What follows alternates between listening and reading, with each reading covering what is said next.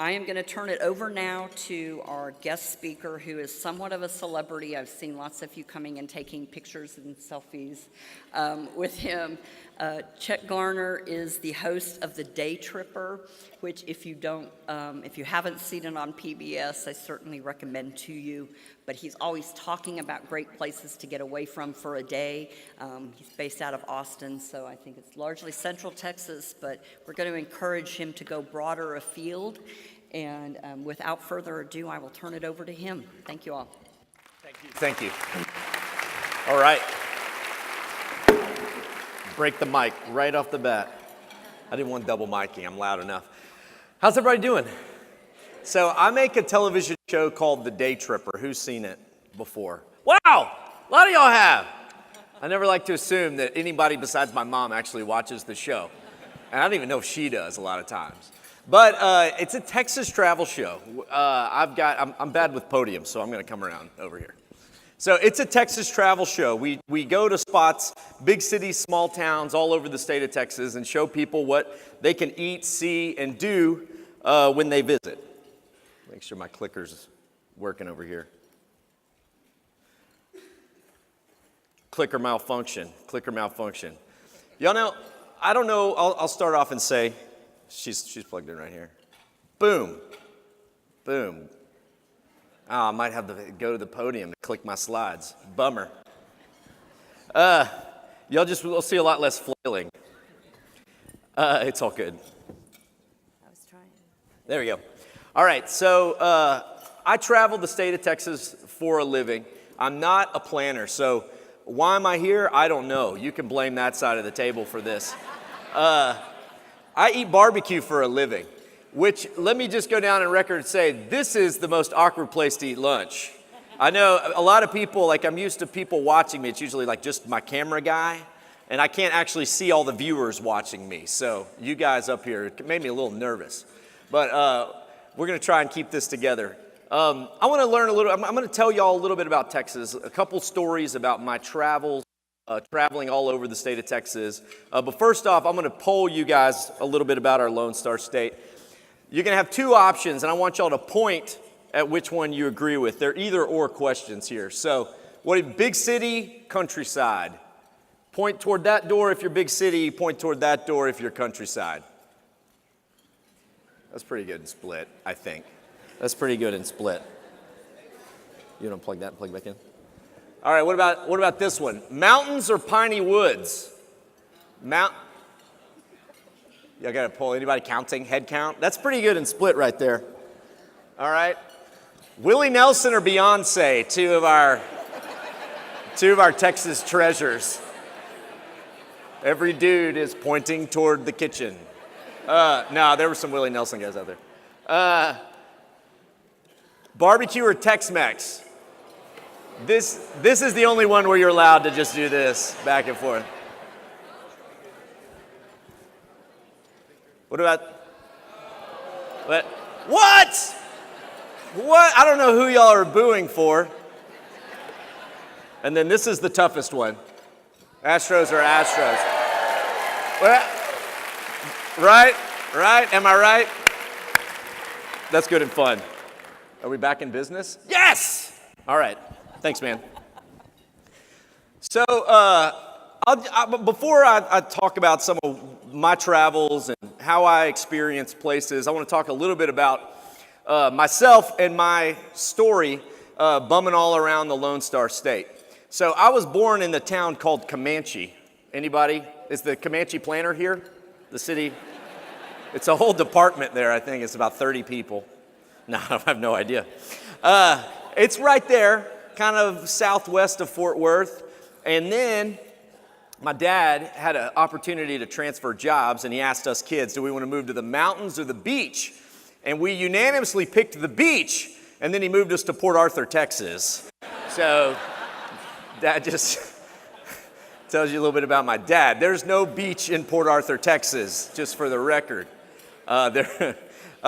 But we would spend every holiday kind of traveling from southeast Texas, where we were, to central Texas, kind of where, I'm going to break that mic again, where my family lived.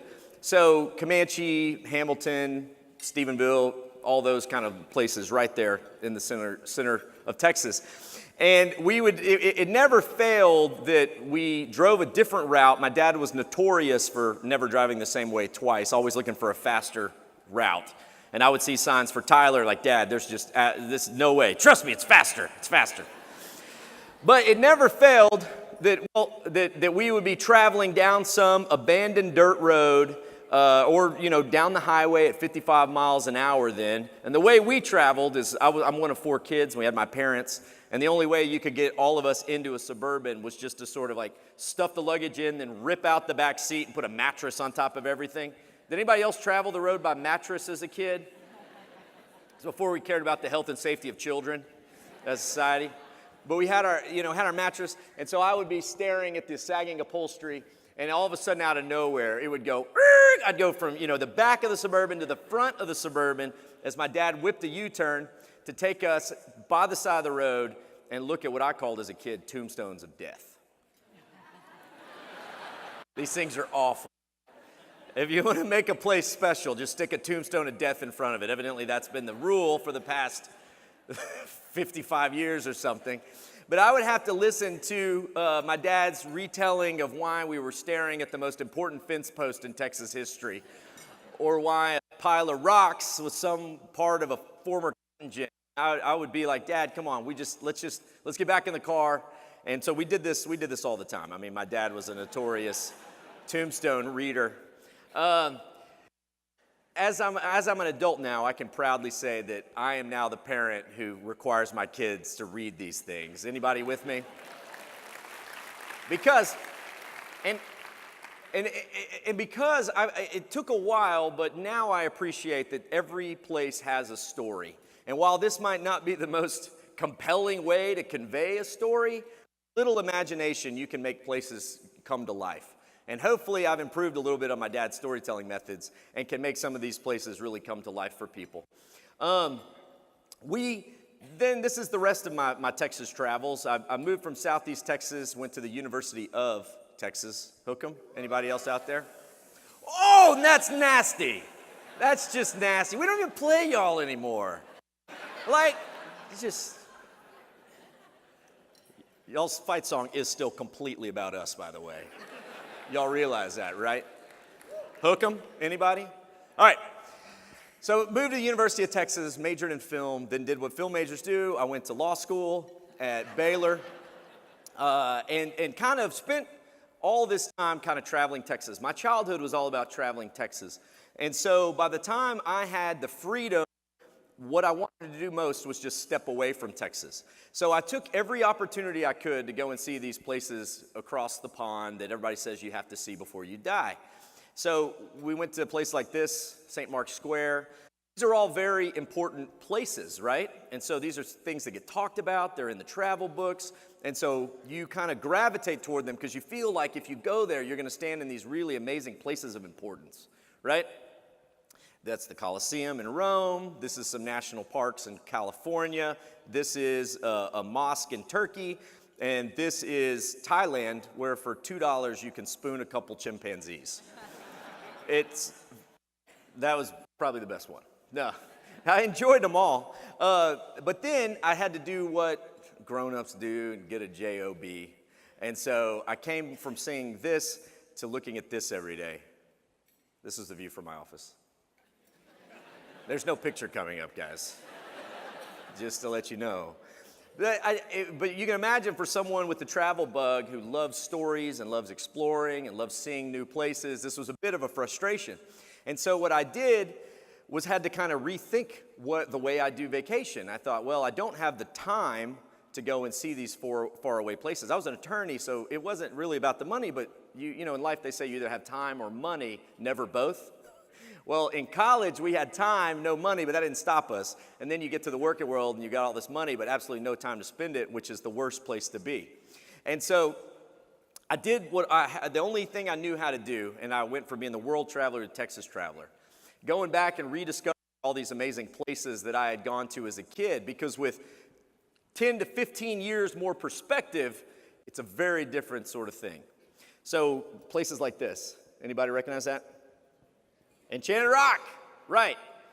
Who's been to Enchanted Rock? Most of y'all have. Thank you very much. Y'all are doing good. Enchanted Rock is amazing. It's a stone giant rock that you climb. It's like a basketball that just got plopped down in the middle of the hill country. This is me after climbing through some of our caves. We have an amazing, network of show caves throughout Texas. This is me rediscovering our Texas coast and all the great towns that are up and down the coast. And this is me bonding with some of our local wildlife. That's not that local, but we do have plenty of zebras now. And so through all this, my brain started thinking, like, okay, so I paid all this money to go do something in some place across the sea. And truthfully, I was having more fun kind of in my own backyard if I just changed my perspective on how important the places here in Texas can be. So I started doing some serious research, which just means nowadays Googling stuff. We can still get away with saying that. I'm researching. Get out of here. But, monuments, right? Y'all, everybody knows that monument. That's the Washington Monument in Washington, D.C. What about this one? San Jacinto Monument. Here's the million-dollar question. Which one's taller?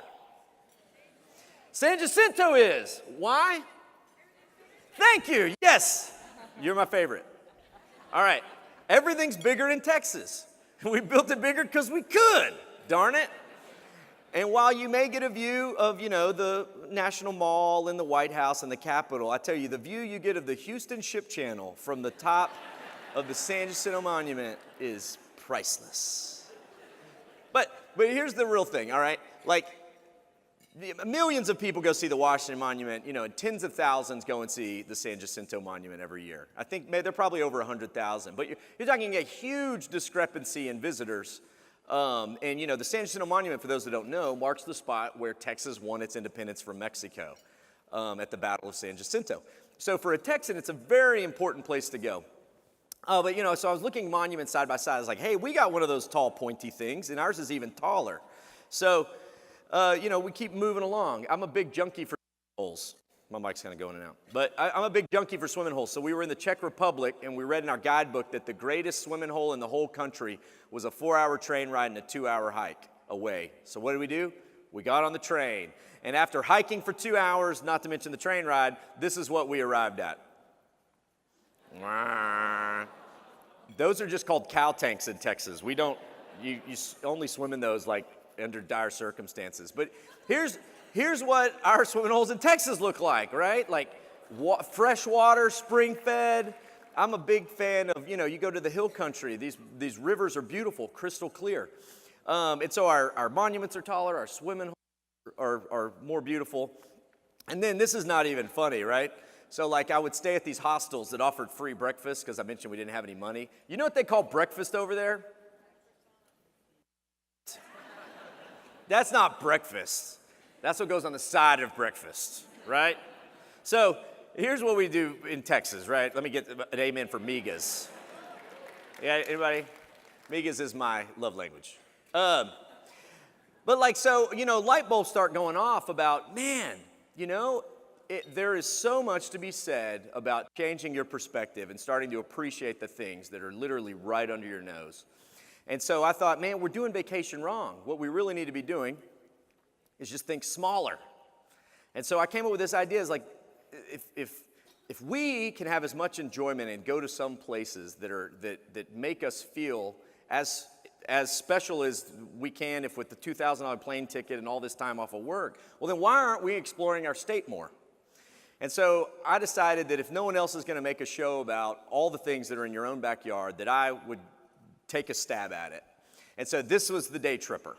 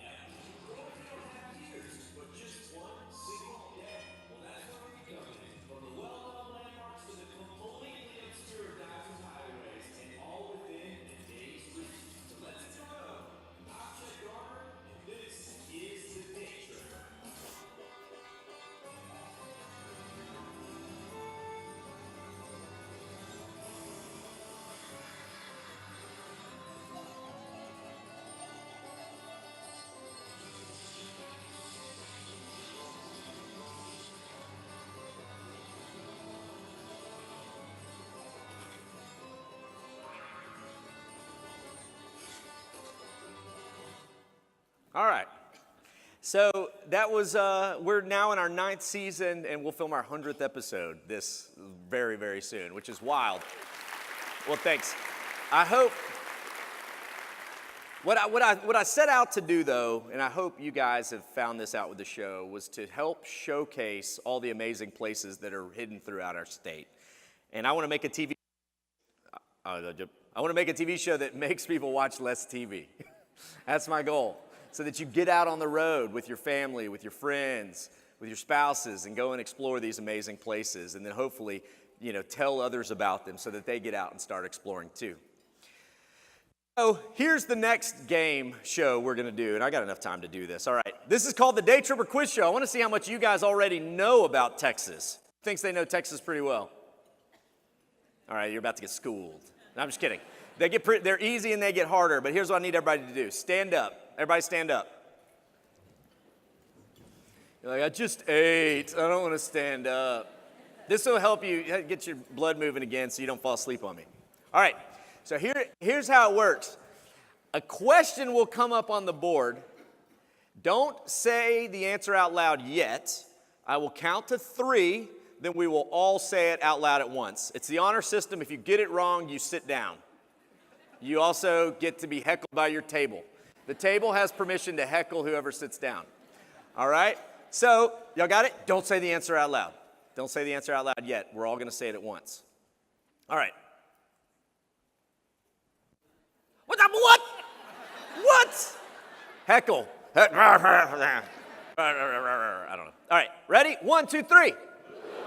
The blue bonnet. All right. Sit down if you got it wrong. Into your seat of shame. Oh, no. Oh, yeah, y'all get a free pass. Well, yeah, okay, everybody gets a free pass. That was a test question. But I promise you, it's only going to get harder. All right. Y'all ready? Nope, what? The rules still apply. All right, ready? 1, 2, 3. Mockingbird. You're right. All right, sit down if you got it wrong. Sit down if you got it wrong. I should tell y'all, we're playing for a brand new Daytripper hat. Ooh, right. Okay, so next question. Don't say it out loud until we all count together, because you have to say it loudly so we can hold you accountable. Y'all, that's just murmuring. All right, ready? 1, 2, 3. The pecan tree. All right, sit down if you got it wrong. All right. Very good. You've spent enough time in Texas. All right. Okay, now if you're still standing, pat yourself on the back. You've made it to round 4, and now you can sit down. I'm going to make y'all stand back up in a little while.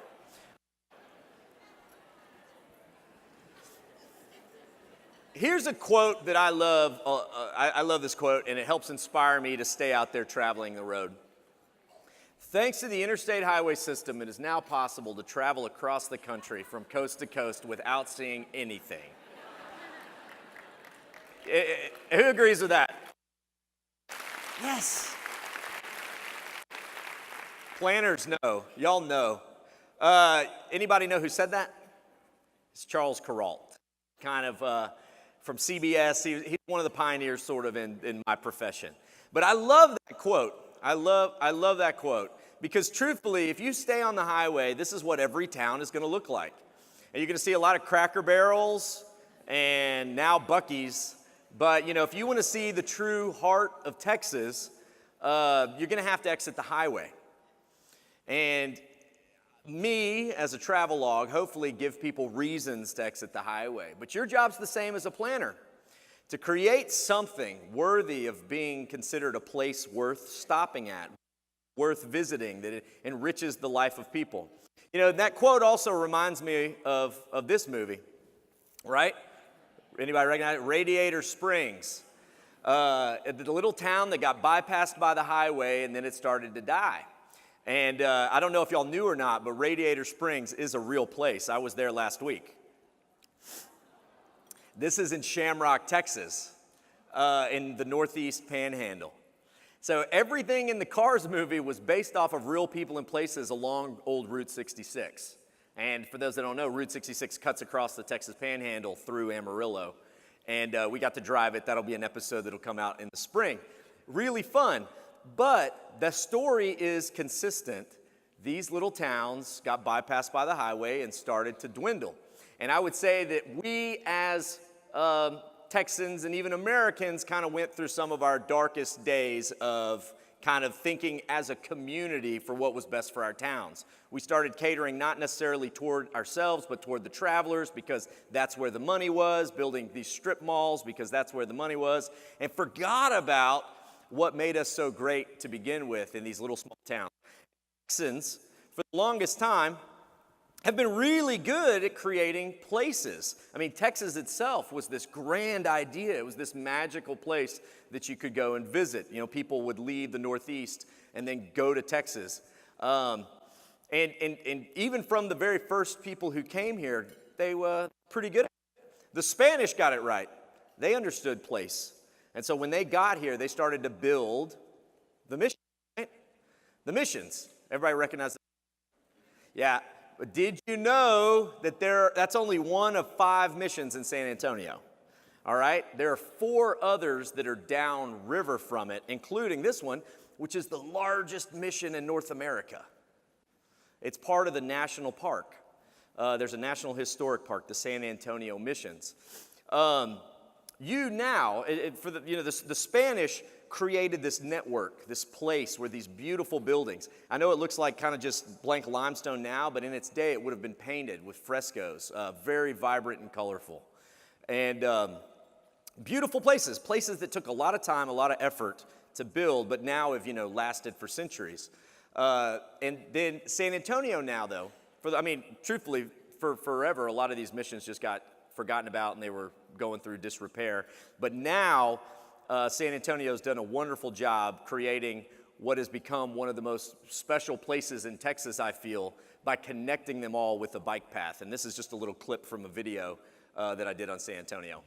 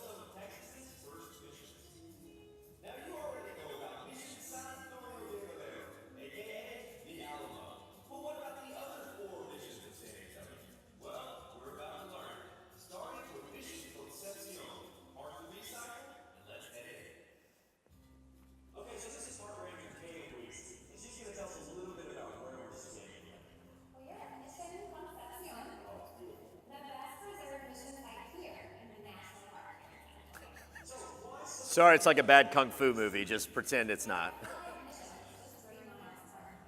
In the late 1600s, early 1700s, the San Antonio River is the only constant source of water here in this area. Water is very important.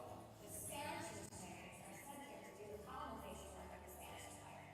They are here to make the American Indian of South Texas into Spanish citizens. So if you're a planner or you're in this job, you guys have to go down and explore what they've done on the river corridor. They took 4 missions that were kind of disconnected. Some had decent foot traffic, some had no foot traffic, and connected them all with this bike path, beautified the river, and now there's kayakers, joggers, bikers, and that are doing something on kind of a new, in a space that's been totally reinvented and connecting with history that goes back to the 1700s. It's really incredible. Here's a map of how extensive the Riverwalk is. All right, more Daytripper quiz show. If you're still in, stand back up. If you're not, you must stay seated in your seat of shame. All right. I told you they get harder. Ready? 1, 2, 3. Longhorn. What'd y'all say? Squirrel? Nope. All right. We're doing good. We're doing good. I will whittle you down. Don't say it out loud. Ready? 1, 2, 3. Armadillo. Nice. Y'all are doing good. Doing pretty good. We're whittling it down to 1. All right, we continue. Y'all go ahead and sit down. Well, I got to go back to the presentation. You'll stand back up here in a little bit. I got to burn through this thing. All right, now we jump forward to the Germans and how much the Germans understood this sense of place. And this is where really exciting things are happening. Not to mention, Fredericksburg, Main Street Fredericksburg just got a Texas Planning Award. They've done a phenomenal job making sure that stays a vibrant district. Then jump over to San Antonio. The Germans built these neighborhoods with some of the most exquisite houses that, took an incredible amount of time and effort, but time and effort, you build things that have a lasting legacy. They're not done cheap, and they're not done quick, but they last. Other things the Germans did. This is a church in High Hill, just to give you an idea of how much care they took into planning out their communities. Outside looks fairly normal. Inside, I'll tell you, this thing rivals any cathedral I've been to in Europe. And there's a collection of painted churches built by the Czechs and Germans that are all around Schulenburg, Round Top area, kind of LaGrange-ish, Flatonia. And so if you guys want to go east of San Antonio, it's a phenomenal, phenomenal trip. They understood community, so they built these big community halls. There was, of course, lots of beer there, but we can't, they understood community. So they've got everybody, they would get together, they would do these singing clubs, and, I mentioned beer. So the Pearl Brewery, who's been to the Pearl Brewery complex? This is a perfect example of taking something old that had sat there abandoned, having new vision for old buildings, and then bringing it back to life. And right now, it is one of the coolest places you can go in Texas. They've done such a good job, integrating the two things together, which is a huge challenge. Huge challenge. Oh, we're already back in the quiz show. All right, stand back up. All right. Dun, dun, dun, dun, dun, dun, dun. Feeling confident about this one? Nope. All right. Ready? 1, 2, 3. Rodeo. Who got it? Who got it? 1, 2, 3, 4. Y'all give them a round of applause. That's awesome. Good job. Good job. Oh, don't just sit down. We got one more. I thought you were just giving up. No. Swing for the fences. Ready? 1, 2, 3. Chili. She knew. Wait, did y'all all know that? The chili cook-off's happening this weekend in Terlingua. Okay, well, good. I don't think I've got another one here. Nope, y'all can sit back down. Y'all can sit back down.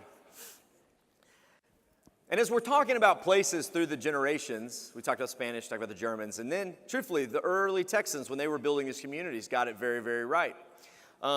They built these things called squares, main streets, and how they did it in the day they were with the material they had. And let me tell you, they didn't have classes on theory of planning, They just understood community. They understood bringing in business and commerce and creating places for people to go and mingle. And they built these just absolutely beautiful courthouses all over the state. I've become kind of a courthouse nerd. Here's 3 very different styles of courthouses. But courthouses, you want to talk about telling stories. I'll share a couple of my favorites with you from courthouses. Who's ever been to Waxahachie? All right, the legend in Waxahachie is that when they were building the courthouse, this beautiful mason/sculpture, beautiful, he was a dude from Germany, but he could do beautiful work, came there and started carving these faces. Well, he fell in love with a local girl. And as he carved a couple of the first ones, he would paint her appearance on these beautiful stones. And then, halfway through the process, she dumped him. So he had no choice but to continue to sculpt her face, but only did it a little bit differently. Whether that's true or not, I don't know. But these are pictures from the courthouse. This is a really good one. Scurry County, which is like in the southern part of the Panhandle, they had this old courthouse. And I mentioned there were these dark ages, right, where we just ripped down everything old. If you're from a historic square, chances are you lost a lot of buildings to the whatever. Everybody was just tearing stuff down. They were tearing down beautiful homes, tearing down beautiful old Victorian things because it was just all old. And so they were basically decimating their places that made them special to pander to the highway. Snyder, Texas, which is Scurry County, wanted to tear down their courthouse, but they didn't have enough money to do it. So they just built another courthouse around it. No windows. Who wants to go and work in a place like this? They did that in 1972. And I now lovingly refer to it as the Russian nesting doll of courthouses because inside you can walk between the old building and the new building where they're now just using for storage. But what makes it even better is like, well, gotta rip that stuff off. Well, they can't because this is now one of the foremost examples of what's called brutalism architecture in America. So it's now historically protected. Right? Don't y'all love that, planners? It'll work against you sometimes too.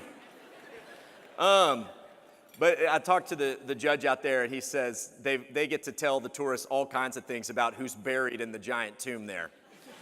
Texas Rangers, Napoleon's brother, or whatever. They just make it up because everybody thinks it's a mausoleum, of course. This is a really fun one. I've got a video clip here that I hope we have enough time for because this is both a square and something unique on a square that made this place really special, all right? So you as planners have the ability to pull things in that attract people, that give people reason, and they did a lot to congregate there. They did a lot of stuff there. Hopkins County, you see the beautiful courthouse there, and then you've got this kind of strange glass tube hanging out. So let's learn about it.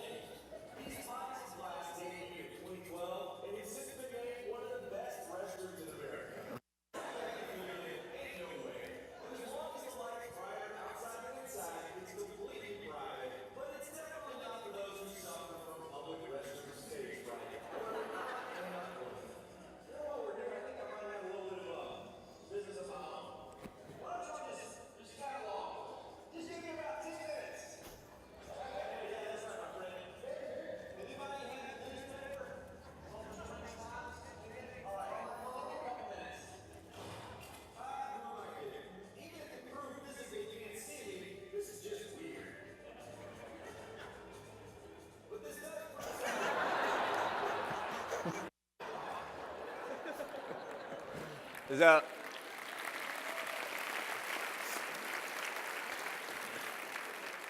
raise your hand if you would do it. I'm just kidding. Who's ever heard of that? I didn't know they had awards for best restrooms in America, but evidently they do. So it's really unique.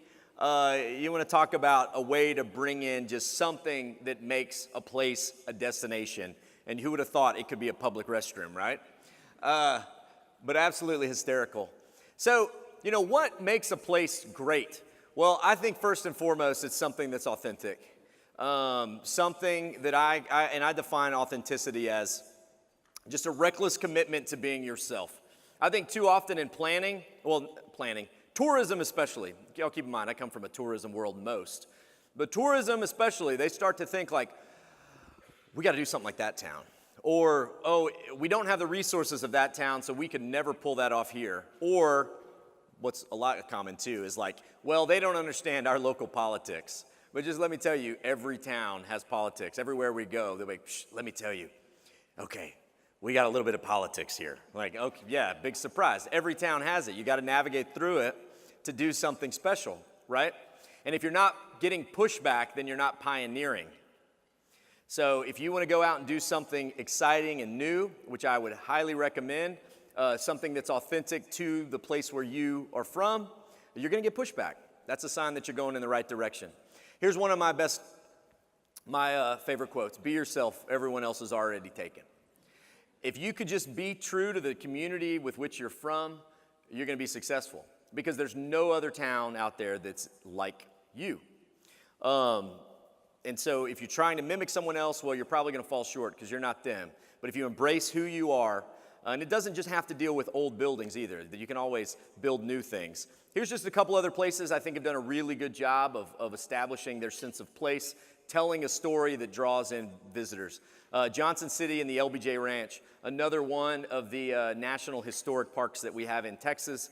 And then, towns can just brand themselves and create a sense of place through slogans and marketing, like the barbecue capital of Texas.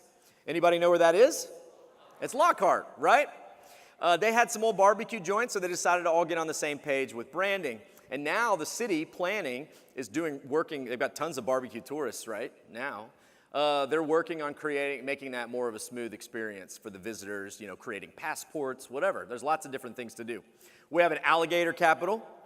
Anybody know where that is? Anahuac, down kind of where I grew up. And then, you can, if this is another example, I think y'all are going to go here for a conference before too long, right?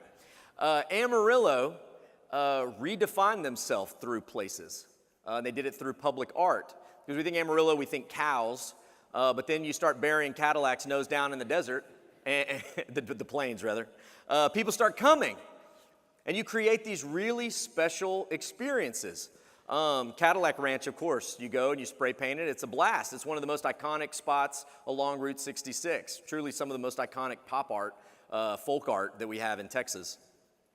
That same artist did this that everybody goes to. I wish I had time to explain it, but I don't.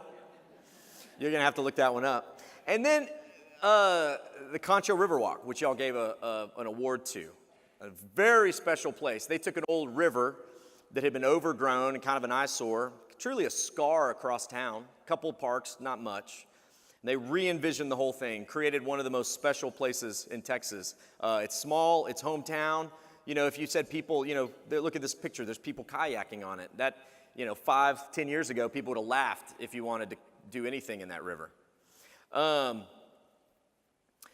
It's so easy, even a goat can do it. No. Anybody recognize this is the most famous goat that ever lived in Texas because he was the mayor of a town out west. They elected a goat as their mayor, and then they did planning kind of by community, which is to say they didn't do much planning at all. But they were authentic to themselves, and through that, they turned themselves into truly a destination. I was just there last week. It's something really, really special, actually, that they have out there in Terlingua. We don't have time for it, unfortunately. You're going to have to watch the Daytripper. All right. Here is, I know, I'm sorry. But they took an old theater They called it the Starlight Theater. It didn't have a roof, but they turned it into this cool music restaurant and venue. Absolutely amazing. And then I'm from Georgetown. 15 years ago, even less, Georgetown was all boarded up.